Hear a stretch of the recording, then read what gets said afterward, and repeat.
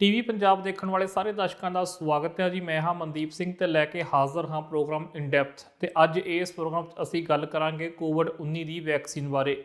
ਤਕਰੀਬਨ ਇੱਕ ਸਦੀ ਬਾਅਦ ਦੁਨੀਆ ਨੂੰ ਅਜਿਹੇ ਇੱਕ ਭਿਆਨਕ ਬਿਮਾਰੀ ਦਾ ਸਾਹਮਣਾ ਕਰਨਾ ਪੈ ਰਿਹਾ ਜਿਸ ਨੇ ਆਮ ਜਨ ਜੀਵਨ ਪੂਰੀ ਤਰ੍ਹਾਂ ਪ੍ਰਭਾਵਿਤ ਕਰ ਦਿੱਤਾ।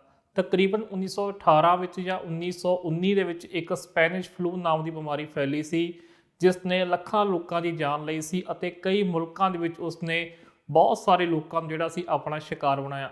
ਅਤੇ ਹੁਣ ਤਕਰੀਬਨ ਇੱਕ ਸਦੀ ਬਾਅਦ ਜਿਹੜਾ ਅਜਿਹੀ ਬਿਮਾਰੀ ਆਈ ਹੈ। ਹਾਲਾਂਕਿ ਇਸ ਦਰਮਿਆਨ ਹੋਰ ਵੀ ਬਹੁਤ ਸਾਰੇ ਫਲੂ ਜਿਹੜੇ ਆ ਉਹ ਫੈਲਦੇ ਰਹੇ, ਕਈ ਵਾਇਰਸ ਹੋਰ ਫੈਲੇ, ਪਰ ਕੋਵਿਡ-19 ਇੱਕ ਅਜਿਹਾ ਭਿਆਨਕ ਫਲੂ ਆਇਆ ਜਿਸ ਨੇ ਪੂਰੀ ਦੁਨੀਆ ਨੂੰ ਪ੍ਰਭਾਵਿਤ ਕੀਤਾ ਅਤੇ ਲੱਖਾਂ ਲੋਕਾਂ ਦੀ ਜਾਨ ਲੈ ਲਈ।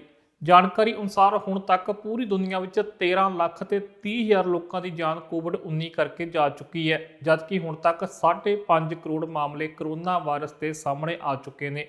ਉੱਥੇ ਹੁਣ ਤੱਕ ਜੇ ਗੱਲ ਕਰੀਏ ਤਾਂ ਦੁਨੀਆ ਦੀ ਇੱਕ ਪਾਵਰ ਮੰਨੀ ਜਾਣ ਵਾਲੀ ਸਭ ਤੋਂ ਸ਼ਕਤੀਸ਼ਾਲੀ ਦੇਸ਼ ਅਮਰੀਕਾ ਵਿੱਚ ਸਭ ਤੋਂ ਵੱਧ ਕਰੋਨਾ ਵਾਇਰਸ ਦਾ ਕਹਿਰ ਦੇਖਣ ਨੂੰ ਮਿਲਿਆ, ਜਿੱਥੇ ਹੁਣ ਤੱਕ 1 ਕਰੋੜ 15 ਲੱਖ ਕਰੋਨਾ ਵਾਇਰਸ ਦੇ ਮਾਮਲੇ ਸਾਹਮਣੇ ਆ ਚੁੱਕੇ ਨੇ ਅਤੇ 2,52,000 ਤੋਂ ਵੱਧ ਲੋਕਾਂ ਦੀ ਮੌਤ ਹੋ ਚੁੱਕੀ ਹੈ।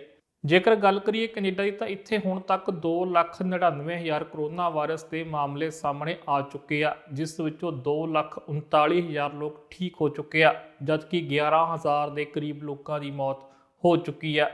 ਕਰੋਨਾ ਵਾਇਰਸ ਦੇ ਮਾਮਲੇ ਹਾਲੇ ਵੀ ਤੇਜ਼ੀ ਨਾਲ ਫੈਲ ਰਹੇ ਨੇ, ਜਿਸ ਕਾਰਨ ਕਈ ਥਾਵਾਂ ਤੇ ਦੁਬਾਰਾ ਲੋਕਡਾਊਨ ਲੱਗਣ ਦੀ ਤਿਆਰੀ ਹੋ ਚੁੱਕੀ ਹੈ ਅਤੇ ਕਈ ਥਾਵਾਂ ਤੇ ਲੋਕਡਾਊਨ ਲੱਗ ਵੀ ਚੁੱਕਾ ਹੈ ਅਤੇ ਕਰੋਨਾ ਵਾਇਰਸ ਦੀ ਸੈਕੰਡ ਵੇਵ ਪਹਿਲੀ ਵੇਵ ਨਾਲੋਂ ਵੀ ਜ਼ਿਆਦਾ ਖਤਰਨਾਕ ਸਾਬਤ ਹੋ ਰਹੀ ਹੈ।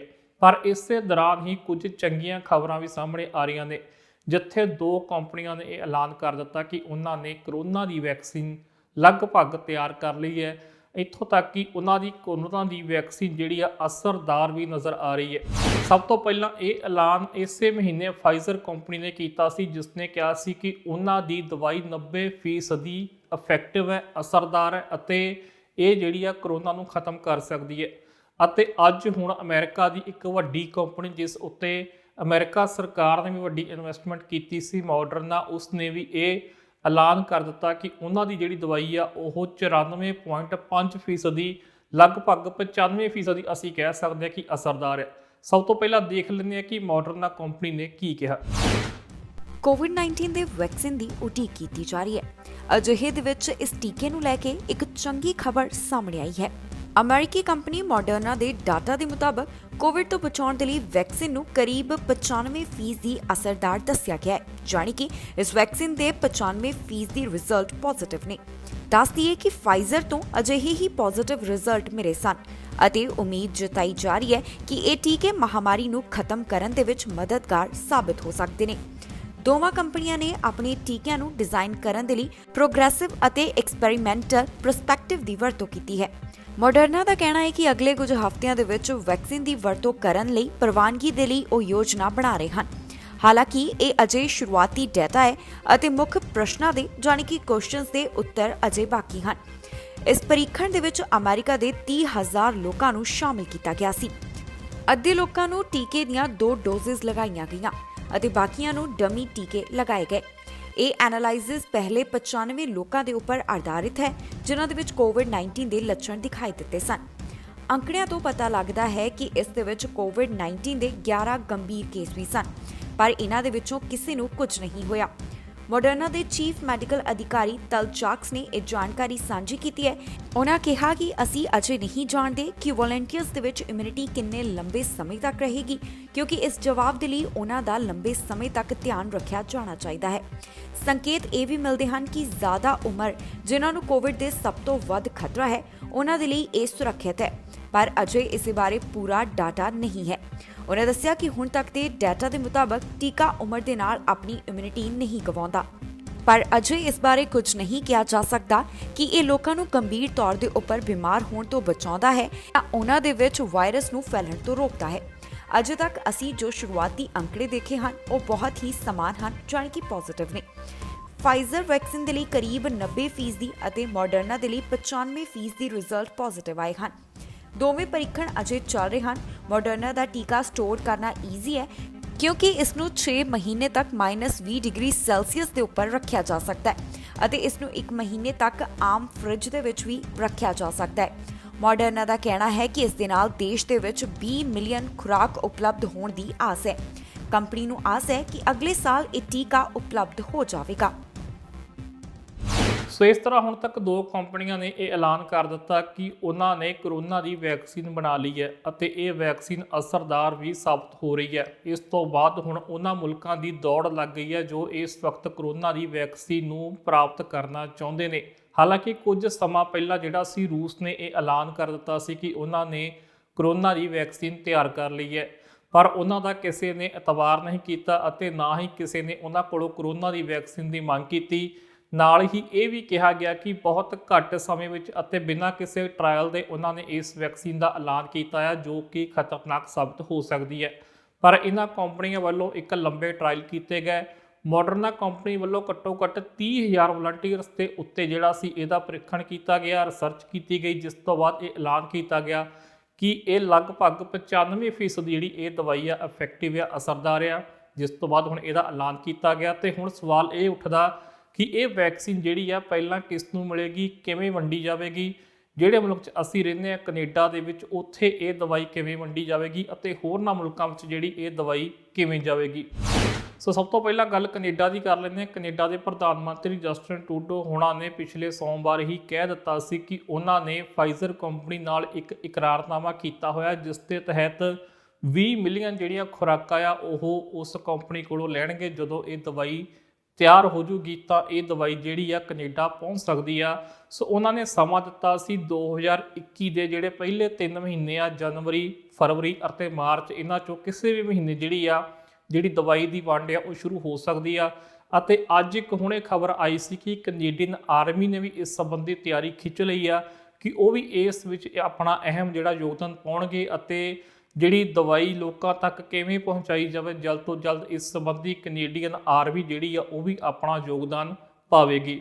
ਪਰ ਜਿਹੜਾ ਅੱਜ ਐਲਾਨ ਹੋਇਆ ਜੋ ਕਿ ਮਾਡਰਨਾ ਕੰਪਨੀ ਨੇ ਕੀਤਾ ਕਿ ਉਹਨਾਂ ਨੇ ਵੀ ਜਿਹੜੀ ਦਵਾਈ ਆ ਤਿਆਰ ਕਰ ਲਈ ਆ। ਔਰ ਚੰਗੀ ਗੱਲ ਕੈਨੇਡਾ ਲਈ ਇਹ ਆ ਕਿ ਕੈਨੇਡਾ ਨੇ ਉਹਨਾਂ ਨਾਲ ਵੀ ਇੱਕ ਸਮਝੌਤਾ ਕੀਤਾ ਹੋਇਆ ਔਰ ਕੈਨੇਡਾ ਨੇ ਪਹਿਲਾਂ ਹੀ ਉਹਨਾਂ ਦੀਆਂ 20 ਮਿਲੀਅਨ ਜਿਹੜੀਆਂ ਡੋਸਸ ਆ ਜਾਂ ਅਸੀਂ ਕਹਿ ਸਕਦੇ ਖੁਰਾਕਾਂ ਆ ਉਹ ਖਰੀਦੀਆਂ ਹੋਈਆਂ ਨੇ। ਅਤੇ ਜਦੋਂ ਇਹ ਦਵਾਈ ਤਿਆਰ ਹੋਵੇਗੀ, ਜਦੋਂ ਇਹਦੀ ਮੈਨੂਫੈਕਚਰਿੰਗ ਸ਼ੁਰੂ ਹੋਵੇਗੀ, ਉਸ ਤੋਂ ਬਾਅਦ ਇਹ ਦਵਾਈ ਵੀ ਕੈਨੇਡਾ ਪਹੁੰਚ ਜਾਵੇਗੀ। ਹਾਲਾਂਕਿ ਸਰਕਾਰ ਵੱਲੋਂ ਹਾਲੇ ਤੱਕ ਜਦੋਂ ਤੱਕ ਅਸੀਂ ਇਹ ਪ੍ਰੋਗਰਾਮ ਸ਼ੂਟ ਕਰ ਰਹੇ ਹਾਂ ਉਦੋਂ ਤੱਕ ਕੋਈ ਵੀ ਬਿਆਨ ਨਹੀਂ ਆਇਆ ਸੀ, ਕਿਉਂਕਿ ਜੇਕਰ ਹੁਣ ਇਸ ਕੰਪਨੀ ਨੇ ਵੀ ਦਵਾਈ ਦਾ ਐਲਾਨ ਕਰ ਦਿੱਤਾ ਕਿ ਹੁਣ ਇਹ ਜਲਦੀ ਦਵਾਈ ਪਹੁੰਚ ਸਕਦੀ ਹੈ, ਕਿਉਂਕਿ ਅਮਰੀਕਾ ਦੇ ਵਿੱਚ ਉੱਥੇ ਦੇ ਮੌਜੂਦਾ ਰਾਸ਼ਟਰਪਤੀ ਡੋਨਲਡ ਟਰੰਪ ਨੇ ਇਹ ਐਲਾਨ ਕੀਤਾ ਕਿ ਕੁਝ ਹੀ ਹਫ਼ਤਿਆਂ ਵਿੱਚ ਜਿਹੜੀ ਆ ਇਹ ਦਵਾਈ ਸ਼ਿਪ ਹੋਣੀ ਸ਼ੁਰੂ ਹੋ ਜਾਵੇਗੀ ਅਤੇ ਉਹਨਾਂ ਨੇ ਦਸੰਬਰ ਤੱਕ ਦੀ ਉਮੀਦ ਜਤਾਈ ਆ ਕਿ ਦਸੰਬਰ ਤੱਕ ਜਿਹੜੀ ਇਹ ਦਵਾਈ ਦੀ ਵੰਡ ਸ਼ੁਰੂ ਹੋ ਜਾਵੇਗੀ। ਸੋ ਹੁਣ ਕੈਨੇਡਾ ਨੂੰ ਵੀ ਇਹ ਆਸ ਆ ਕਿ ਹੋ ਸਕਦਾ ਕਿ ਜਨਵਰੀ ਵਿੱਚ ਤਾਂ ਜਿਵੇਂ ਟਰੂਡੋ ਸਾਹਿਬ ਨੇ ਕਹਿ ਦਿੱਤਾ ਕਿ ਦਵਾਈ ਹੋ ਜਾਵੇਗੀ, ਪਰ ਜਿਹੜੀ ਹੁਣ ਇੱਕ ਹੋਰ ਕੰਪਨੀ ਵੱਲੋਂ ਜਦੋਂ ਇਹਦੀ ਮੈਨੂਫੈਕਚਰਿੰਗ ਸ਼ੁਰੂ ਹੋ ਜਾਵੇਗੀ ਤਾਂ ਇੱਕ ਕੰਪਨੀ ਉੱਤੋਂ ਬੋਝ ਘਟ ਜਾਵੇਗਾ। ਸੋ ਜਿਹੜੀ ਦਵਾਈ ਦੀ ਵੰਡ ਆ ਉਹ ਵਧੇਰੇ ਹੋਵੇਗੀ ਵੀ। ਸੋ ਜਿਸ ਨਾਲ ਲੱਗਦਾ ਹੈ ਕਿ ਸ਼ਾਇਦ ਹੋਰ ਜਲਦੀ ਕੈਨੇਡੀਅਨਸ ਨੂੰ ਜਿਹੜੀ ਆ ਇਹ ਦਵਾਈ ਮਿਲ ਸਕਦੀ ਹੈ। ਹਾਲਾਂਕਿ ਇਸ ਸੰਬੰਧੀ ਬਹੁਤ ਸਾਰੀਆਂ ਗੱਲਾਂ ਦਾ ਖਿਆਲ ਰੱਖਣਾ ਪਵੇਗਾ। ਸਭ ਤੋਂ ਪਹਿਲੀ ਗੱਲ ਤਾਂ ਇਹ ਆ ਕਿ ਇਸ ਦਵਾਈ ਨੂੰ ਸਟੋਰ ਕਿਵੇਂ ਕੀਤਾ ਜਾਵੇਗਾ, ਕਿਉਂਕਿ ਜਦੋਂ ਫਾਈਜ਼ਰ ਕੰਪਨੀ ਨੇ ਇਸ ਸੰਬੰਧੀ ਐਲਾਨ ਕੀਤਾ ਸੀ ਤਾਂ ਨਾਲ ਇਹ ਵੀ ਗੱਲ ਸਾਹਮਣੇ ਆਈ ਸੀ ਕਿ -70 ਜਿਹੜਾ ਵਾ ਡਿਗਰੀ ਟੈਂਪਰੇਚਰ ਹੋਵੇਗਾ, ਉੱਥੇ ਇਹ ਦਵਾਈ ਜਿਹੜੀ ਆ ਸਟੋਰ ਕੀਤੀ ਜਾ ਸਕਦੀ ਹੈ ਤਾਂ ਇਹ ਦਵਾਈ ਅਸਰਦਾਰ ਰਹੇਗੀ। ਜਦ ਕਿ ਅੱਜ ਜਿਹੜੀ ਕੰਪਨੀ ਮਾਡਰਨ ਨੇ ਐਲਾਨ ਕੀਤਾ ਉਹਨਾਂ ਨੇ ਇਹ ਕਿਹਾ ਕਿ -20 ਤੱਕ ਵੀ ਜਿਹੜਾ ਵਾ ਟੈਂਪਰੇਚਰ ਦੇ ਵਿੱਚ ਇਹ ਸਟੋਰ ਜਿਹੜੀ ਆ ਉਹ ਕੀਤੀ ਜਾ ਸਕਦੀ ਆ। ਸੋ ਇਸ ਸੰਬੰਧੀ ਵੀ ਕੈਨੇਡਾ ਨੂੰ ਇੱਕ ਫਾਇਦਾ ਰਹੇਗਾ, ਕਿਉਂਕਿ ਕੈਨੇਡਾ ਕੋਲ ਇਹੋ ਜਿਹੇ ਸਾਧਨ ਮੌਜੂਦ ਨੇ ਜਿੱਥੇ ਜਿਹੜੀ ਇਹ ਦਵਾਈ ਆ ਉਹ ਸਟੋਰ ਕੀਤੀ ਜਾ ਸਕਦੀ ਹੈ। ਜੇਕਰ ਅਸੀਂ ਹੋਰਨਾਂ ਮੁਲਕਾਂ ਦੀ ਗੱਲ ਕਰੀਏ, ਖਾਸ ਕਰਕੇ ਏਸ਼ੀਆਈ ਮੁਲਕਾਂ ਦੀ, ਤਾਂ ਉੱਥੇ ਸ਼ਾਇਦ ਲੱਗਦਾ ਵਾ ਕਿ ਇਸ ਸੰਬੰਧੀ ਬਹੁਤ ਵੱਡੀ ਸਮੱਸਿਆ ਵੀ ਆਉਣ ਵਾਲੀ ਆ ਕਿ ਉੱਥੇ ਦਵਾਈ ਕਿਵੇਂ ਸਟੋਰ ਕੀਤੀ ਜਾਵੇਗੀ, ਕਿਵੇਂ ਪਿੰਡਾਂ ਵਿੱਚ ਪਹੁੰਚਾਈ ਜਾਵੇਗੀ। ਇਸ ਸੰਬੰਧੀ ਇੱਕ ਵੱਡਾ ਸਵਾਲ ਵੀ ਬਣਿਆ ਹੋਇਆ ਤੇ ਇਸ ਤੇ ਜਿਹੜੀ ਸਿਆਸਤ ਆ ਉਹ ਵੀ ਸ਼ੁਰੂ ਹੋ ਗਈ ਆ। ਪਰ ਕੈਨੇਡਾ ਨੇ ਜਿਹੜੀ ਆ ਵੈਕਸੀਨ ਦੀ ਜਿਹੜੀ ਆ ਡਿਸਟਰੀਬਿਊਟ ਕਰਨ ਦੀ ਤਿਆਰੀ ਕਰ ਲਈ ਆ। 70 ਦੇ ਕਰੀਬ ਕੰਪਨੀਆਂ ਨੇ ਸਰਕਾਰ ਕੋਲ ਪਹੁੰਚ ਕੀਤੀ ਹੈ ਕਿ ਉਹਨਾਂ ਨੇ ਦਿਲਚਸਪੀ ਦਿਖਾਈ ਹੈ ਕਿ ਉਹ ਜਿਹੜੀ ਕੈਨੇਡਾ ਦੇ ਵੱਖ-ਵੱਖ ਕੋਨਿਆਂ ਦੇ ਵਿੱਚ ਇਹ ਦਵਾਈ ਪਹੁੰਚਾ ਸਕਦੇ ਨੇ। ਇਸ ਸੰਬੰਧੀ ਉਹਨਾਂ ਨੇ ਆਪਣੀ ਦਿਲਚਸਪੀ ਜ਼ਾਹਰ ਕੀਤੀ ਹੈ, ਜਿਹਦੇ ਵਿੱਚ ਜਿਹੜੀਆਂ ਕੁਝ ਟਰਾਂਸਪੋਰਟ ਕੰਪਨੀਆਂ ਅਤੇ ਕੁਝ 에ਅਰਲਾਈਨਸ ਨੇ ਵੀ ਜਿਹੜਾ ਆਪਣੀ ਦਿਲਚਸਪੀ ਜ਼ਾਹਰ ਕੀਤੀ ਹੈ ਤੇ ਕੈਨੇਡੀਅਨ ਸਰਕਾਰ ਕੋਲ ਉਹਨਾਂ ਦੀਆਂ ਅਰਜ਼ੀਆਂ ਪਹੁੰਚ ਚੁੱਕੀਆਂ ਨੇ। ਇਸ ਤੋਂ ਇਲਾਵਾ ਸਵਾਲ ਇੱਕ ਇਹ ਪੈਦਾ ਹੁੰਦਾ ਕਿ ਹੁਣ ਸਭ ਤੋਂ ਪਹਿਲਾਂ ਵੈਕਸੀਨ ਦਿੱਤੀ ਕਿਸ ਨੂੰ ਜਾਵੇਗੀ। ਸੋ ਇਸ ਸੰਬੰਧੀ ਵੀ ਜਿਹੜਾ ਸੀ ਇੱਕ ਹਾਈ ਰਿਸਕ ਜਿਹੜੀ ਪੋਪੂਲੇਸ਼ਨ ਹੈ ਉਹਦੇ ਸੰਬੰਧੀ ਕਿਹਾ ਗਿਆ ਸੀ ਸਭ ਤੋਂ ਪਹਿਲਾਂ ਹਾਈ ਰਿਸਕ ਪੋਪੂਲੇਸ਼ਨ ਨੂੰ ਜਿਹੜੀ ਵੈਕਸੀਨ ਆ ਉਹ ਦਿੱਤੀ ਜਾਵੇਗੀ, ਜਿਹਦੇ ਵਿੱਚ ਅਸੀਂ ਬਜ਼ੁਰਗਾਂ ਨੂੰ ਰੱਖ ਸਕਦੇ ਹਾਂ ਜਾਂ ਫਿਰ ਜਿਹੜੇ ਫਰੰਟ ਲਾਈਨ ਜਿਹੜੇ ਕਾਮੇ ਆ ਜਿਹਦੇ ਵਿੱਚ ਡਾਕਟਰ ਨਰਸਸ ਆ ਜਾਂਦੀਆਂ ਨੇ, ਤਾਂ ਜਿਹੜੇ ਹੋਰ ਕੰਮ ਕਰਦੇ ਨੇ। ਖਾਸ ਕਰਕੇ ਅਸੀਂ ਜਦੋਂ ਕੋਵਿਡ ਦੇ ਦੌਰਾਨ ਦੇਖਿਆ ਕਿ ਜਿਹੜੇ ਲੋਕ ਵੀ ਲੋਕਡਾਊਨ ਦੇ ਵਿੱਚ ਕੰਮ ਕਰਦੇ ਸੀਗੇ, ਜਿਵੇਂ ਟਰੱਕ ਡਰਾਈਵਰ ਸੀ ਜਾਂ ਹੋਰ ਸਟੋਰਾਂ ਵਾਲੇ ਸੀਗੇ, ਐਸੈਂਸ਼ੀਅਲ ਵਰਕਰ ਜਿਹੜੇ ਸੀ, ਉਹ ਸਾਰੇ ਹਾਈ ਰਿਸਕ ਵਿੱਚ ਆਉਂਦੇ ਨੇ। ਸੋ ਕਿਹਾ ਇਹ ਜਾ ਰਿਹਾ ਕਿ ਉਹਨਾਂ ਨੂੰ ਵੀ ਪਹਿਲਾਂ ਵੈਕਸੀਨ ਦਿੱਤੀ ਜਾਵੇਗੀ, ਬਜ਼ੁਰਗਾਂ ਨੂੰ ਪਹਿਲਾਂ ਵੈਕਸੀਨ ਦਿੱਤੀ ਜਾਵੇਗੀ ਅਤੇ ਜਿਹੜੇ ਪੀੜਤ ਹੋਣਗੇ ਉਹਨਾਂ ਨੂੰ ਵੀ ਇਹ ਵੈਕਸੀਨ ਦਿੱਤੀ ਜਾਵੇਗੀ। ਇਸ ਤੋਂ ਇਲਾਵਾ ਬੱਚਿਆਂ ਨੂੰ ਵੀ ਸ਼ਾਇਦ ਜਿਹੜੀ ਆ ਇਹ ਵੈਕਸੀਨ ਪਹਿਲਾਂ ਦਿੱਤੀ ਜਾਵੇ, ਉਹਨਾਂ ਨੂੰ ਵੀ ਹਾਈ ਰਿਸਕ ਵਿੱਚ ਰੱਖਿਆ ਜਾ ਸਕਦਾ ਵਾ। ਸੋ ਇਸ ਤੋਂ ਇਲਾਵਾ ਅਮਰੀਕਾ ਦੇ ਵਿੱਚ ਵੀ ਲਗਭਗ ਕੁਝ ਅਜਿਹਾ ਹੀ ਪਲਾਨ ਜਿਹੜਾ ਵਾ ਉਹ ਤਿਆਰ ਕੀਤਾ ਗਿਆ ਕਿ ਕਿਵੇਂ ਪਹਿਲਾਂ ਫਰੰਟ ਲਾਈਨ ਵਰਕਰਸ ਨੂੰ ਇਹ ਵੈਕਸੀਨ ਦਿੱਤੀ ਜਾਵੇਗੀ। ਸੋ ਹੁਣ ਦੇਖਣਾ ਇਹ ਬਣਦਾ ਕਿ ਵੈਕਸੀਨ ਜਿਹੜੀ ਆ ਉਹ ਤਿਆਰ ਹੋ ਚੁੱਕੀ ਆ ਅਤੇ ਹੁਣ ਜਦੋਂ ਕੈਨੇਡਾ ਆਵੇਗੀ ਤਾਂ ਕੈਨੇਡਾ ਪਹਿਲਾਂ ਜਿਹੜੀ ਆ ਹੈਲਥ ਕੈਨੇਡਾ ਜਿਹੜੀ ਆ ਉਹਨੂੰ ਅਪਰੂਵ ਕਰੇਗੀ ਅਤੇ ਉਸ ਤੋਂ ਬਾਅਦ ਜਿਹੜਾ ਵਾ ਜਦੋਂ ਹੀ ਹਰੀ ਝੰਡੀ ਮਿਲੂਗੀ ਤਾਂ ਉਸ ਤੋਂ ਬਾਅਦ ਕੈਨੇਡਾ ਵਿੱਚ ਵੈਕਸੀਨ ਦੀ ਜਿਹੜੀ ਉਹ ਸਪਲਾਈ ਆ ਸ਼ੁਰੂ ਹੋ ਜਾਵੇਗੀ ਵੱਖ-ਵੱਖ ਥਾਵਾਂ ਉੱਤੇ। ਸੋ ਇਹਦੇ ਲਈ ਅੱਜ ਆਰਮੀ ਨੇ ਵੀ ਕਹਿ ਦਿੱਤਾ ਕਿ ਉਹ ਵੀ ਇਹਦੇ ਵਿੱਚ ਆਪਣਾ ਅਹਿਮ ਯੋਗਦਾਨ ਅਦਾ ਕਰਨਗੇ। ਸੋ ਇਹ ਸਾਰਾ ਸਾਲ ਜਿਹੜਾ ਸੀ ਲਗਭਗ ਕਰੋਨਾ ਦੇ ਲੇਖੇ ਲੱਗ ਗਿਆ, ਕਿਉਂਕਿ ਕਿਤੇ ਲਾਕਡਾਊਨ ਹੋ ਜਾਂਦਾ ਸੀ, ਕੋਈ ਕਿਤੇ ਜਾ ਨਹੀਂ ਸਕਦਾ ਸੀ, ਕੰਮਕਾਰ ਬਹੁਤ ਪ੍ਰਭਾਵਿਤ ਹੋਏ, ਕਰੋੜਾਂ ਲੋਕ ਜਿਹੜੇ ਸੀ ਉਹ ਬੇਰੁਜ਼ਗਾਰ ਹੋਏ। ਸੋ ਹੁਣ ਜਦੋਂ ਵੈਕਸੀਨ ਦੀ ਜਿਹੜੀ ਉਮੀਦ ਜਾਗੀ ਆ ਤਾਂ ਲੋਕ ਸਮਝ ਰਹੇ ਜਦੋਂ ਸਭ ਨੂੰ ਵੈਕਸੀਨ ਮਿਲ ਜਾਊਗੀ ਤਾਂ ਲੋਕਾਂ ਨੂੰ ਉਮੀਦ ਹੈ ਕਿ ਕਰੋਨਾ ਵਾਇਰਸ ਜਿਹੜਾ ਇਹ ਖਤਮ ਹੋ ਜਾਵੇਗਾ, ਜਿਹੜੀ ਜ਼ਿੰਦਗੀ ਆ ਉਹ ਵਾਪਸ ਉਸੇ ਹੀ ਲੀਹ ਉੱਤੇ ਆ ਜਾਊਗੀ ਜਿਵੇਂ ਪਹਿਲਾਂ ਨਾਰਮਲ ਜ਼ਿੰਦਗੀ ਲੋਕ ਜਿਉਂਦੇ ਸੀ। ਜਿਹੜੇ ਹੁਣ ਮਾਸਕ ਪਾਉਣੇ ਪੈ ਰਹੇ ਨੇ, ਜਿਹੜਾ ਸਾਨੂੰ ਕਿਤੇ ਹੁਣ ਇਸ ਵਕਤ ਬਾਹਰ ਜਾਣ ਤੋਂ ਰੋਕਿਆ ਜਾ ਰਿਹਾ, ਕਈ ਤਰ੍ਹਾਂ ਦੀਆਂ ਪਾਬੰਦੀਆਂ ਲੱਗੀਆਂ ਹੋਈਆਂ ਨੇ। ਖਾਸ ਕਰ BC ਵਿੱਚ ਜਿਹੜਾ 23 ਨਵੰਬਰ ਤੱਕ ਇਹ ਖਾਸ ਪਾਬੰਦੀਆਂ ਸੀ ਕਿ ਕੋਈ ਕਿਸੇ ਦੇ ਘਰ ਵੀ ਨਾ ਜਾਵੇ ਅਤੇ ਜਿਹੜੇ ਦੀਵਾਲੀ ਵਰਗੇ ਤਿਉਹਾਰ ਸੀ ਉਹ ਵੀ ਫਿੱਕੇ ਰਹਿ ਗਏ, ਤਾਂ ਹੋਰ ਬਹੁਤ ਸਾਰੀਆਂ ਚੀਜ਼ਾਂ ਸੀ। ਇਸ ਵਾਰ ਕੈਨੇਡਾ ਵਿੱਚ ਕਿਤੇ ਨਗਰ ਕੀਰਤਨ ਵੀ ਨਹੀਂ ਨਿਕਲੇ।